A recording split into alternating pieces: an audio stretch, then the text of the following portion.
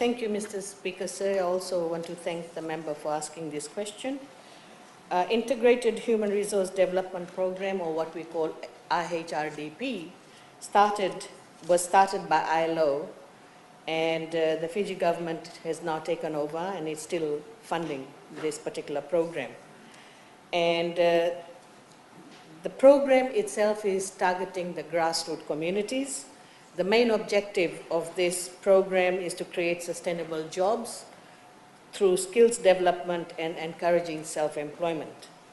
The grant funding threshold is from minimum 25,000 to a maximum of 100,000, and the assistance is open to groups and communities with 10 or more members aged 18 years and above. So it's a community-based project where 1/3 contribution is required from the community in cash or in kind. Mr. Speaker, sir, the IHRDP in the last 5 years has assisted 38 income-generating projects across Navosa and Nandronga, Serua, Ba, Tailevu, Dakandrove, Bua, Maduata, Ra, Rewa, Naitasiri, Lomaiviti, and Lau. This has directly supported 1,657 jobs and improved the livelihoods of 6,000 Fijians in these provinces. The projects are in various sectors, such as ecotourism, agriculture, aquaculture, fishing, handicraft, retail, bakery, and transport.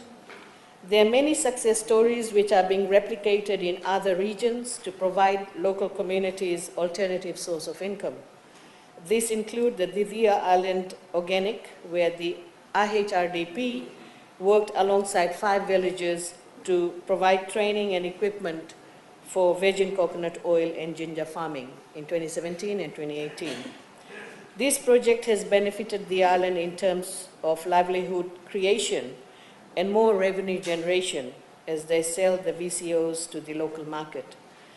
This is how the IHRDP continues to support our grassroots communities. So they started with one project, it was successful. We assisted them with the second project, which was the ginger farming. Another example would be the Silana ecotourism. This is again a successful project which includes the construction of 4 Fijian bures. The project involved community contribution of 5,000. As I said, it can be either cash or kind.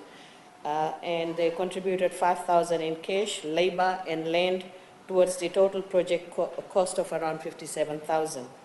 The community is now earning around $3,333 per month.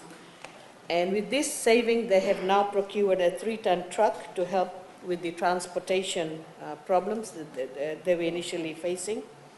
And they were also able to buy some stationaries to help about 90 primary and secondary schools residing in that area. Mr. Speaker, sir, for the coming financial year, Ministry of Industry, Trade and Tourism has called for expression of interest from groups and community-based enterprises. And that was the expression of interest actually closed on 30th April 2019. And the assessment of this application is underway. That's all I have to share today. Thank you, Honourable Minister.